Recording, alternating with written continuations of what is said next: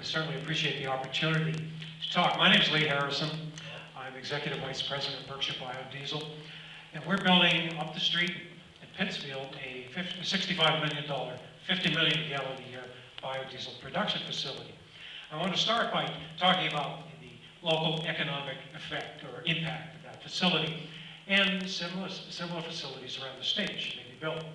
First of all, we're making an all-American product, and this is a 21st century clean, green industry, the kind of industry we should be encouraging. The local investment in plant and equipment, of that $65 million, about 55 will be bricks, mortar, and equipment, right in Pittsfield, right on Hubbard Avenue. And that has multiplier effects throughout the community and a significant economic impact, both direct and indirect. We'll have about 100 construction jobs during construction and about 30 full-time jobs thereafter. We're reinvigorating a dormant industrial site. The site was owned by Beloit. They made paper-making machinery. They went belly up about 15 years or so ago, and about 400 jobs were lost. The site has been dormant since that time. The plant will retain some local or skilled labor in the local community. All of you know that Senator Downey would know exactly the number of paper mills that have closed just this past year in Berkshire County. Many of those jobs are directly transferable to our facility. We're going to be a local fuel producer. David mentioned we're at the end of the pipeline here in Berkshire County or in New England. Well, we have a chance to be at the beginning of the pipeline for the first time. And because we'll have a local fuel source right here in Berkshire County, we'll be adding supply certainty, efficiency, and flexibility to the marketplace. We're going to work with local distributors, local trucking firms. We're going to support regional growth with renewable fuel, renewable power, that's electricity and steam, and also because we're building a freight rail facility that will be available for public use. We hope to harness statewide R&D capabilities to develop new feedstock plants. We're already talking to researchers at the University of Massachusetts and Cornell about new crops, new techniques, new low impact tilling and harvesting techniques. It's all very exciting. And because of this, we expect to offer local farmers a potential for a new cash crop, something in 200 years they have not had here in Berkshire County or throughout New England, really. But there are some obstacles to this, and I'm going to talk about those very briefly right now. It's an uneven playing field in a couple of respects, economic, and because of some of the science that's developing. Let's talk about economic. I'll do that very briefly. It's pretty easy to understand. Direct subsidies to the big oil, pollution, the direct impact of using fossil fuels creates pollution, which harms our buildings, our forests, everything. Pollution-related illnesses, that alone can total about $55 billion a year, direct result of burning fossil fuels. Something you don't consider very often, defending the oil infrastructure around the world.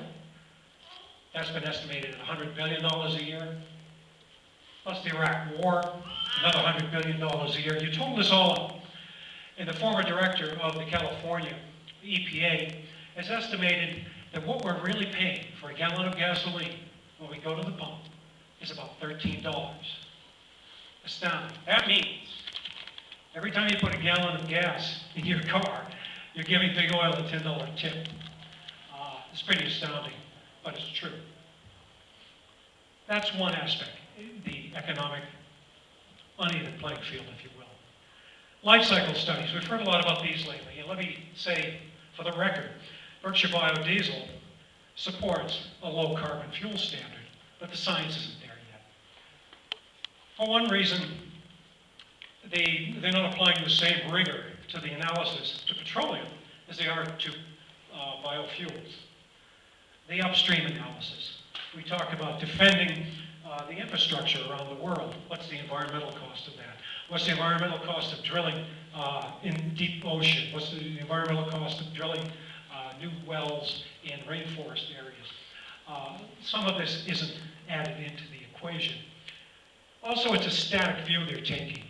There's new technologies every day, new hybrid plants that are going to produce more oil and require less impact in the, to grow and to harvest. And finally, the wider they cast the net, the more speculative it becomes, until we can ask the question, is it really science or what is it? Reasonable people believe that biodiesel done right is good for the environment and good for the economy. Well, the alternative to biodiesel or biofuels is more oil. That means more pollution and more transfer of money to OPEC. We don't need either. So I'm going to wind this up by offering what I think are a few practical recommendations for the task force and for the legislature. We can't be paralyzed. We can't suffer PhD paralysis. We have to move this country forward. As Franklin Roosevelt said, in the heart of the dark days of the Depression, when he was trying to get his cabinet to develop new responses, new plans, new programs to combat the Depression, he said, one thing is sure, we have to do something. We'll harness statewide R&D capabilities to develop new sustainable feedstocks. UMass is at work on this, so is Cornell, just over our border. Incentivize the use of yellow grease, fats, algae, and also incentivize local farmers to grow feedstock crops on marginal lands. That's land with minimum carbon content. Make tax credits transferable. New companies like ours don't have the income or the profits to make tax credits worthwhile.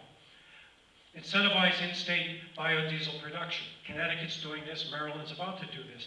This captures the jobs and captures the investment. We don't want to import everything from other states. Finally, expand net metering to include biodiesel and allow renewable distributed generators to sell power to adjacent properties, which they cannot do now, and to across public rights of way if a property is owned by the same party. A couple of technical details, but pretty important to expand distributed generation. Thanks, I know I went over my time. Thank you very much, Lee. Senator, any questions? Yes, could I just, Sure. Lee, what are other similarly situated states doing right now? I know as much as I would like to think that nobody else is thinking of this right now and that we're going to be on the leading edge, I'm also comforted by the fact that other states are thinking of this, are looking at other possibilities. What are other states doing right now that we're competing against that are also, Well, the closest one, Senator, is Connecticut, which offers a 30-cent per gallon biodiesel payment incentive, 30 cents per gallon, and that goes down, and that's up to 5 million gallons, I believe. I can get you the technical details, but it's a cash payment to new production, new producers, up to a total, I think, of $3 million. And there's another incentive there too. I can get you the absolute language. They're most directly competitive, would be most directly competitive with Massachusetts. Maryland has just announced, their biofuels task force announced a number of new incentives that pretty much parallel with what I just mentioned here. And I can get those details for you. But I think the importance of any action Massachusetts takes is that with regard to the 2% blending credits, is that it would be the first state outside the agricultural belt to do so. Every other state has had a kind of a homegrown need, and they grow tons of soybeans, so let's create the market for soybeans. This would be doing it for reasons although we certainly can help our local farmers, and that's been part of our program for a long time. The real thing here is the global, is leading the nation, as it were. We're not getting the leadership out of the White House. I'm glad it's coming from Beacon Hill, and that's the real key to this. But there are several states, actually 20 pages of legislation, of summary legislation from a number of states that I'd be happy to get to you. Thank you very much.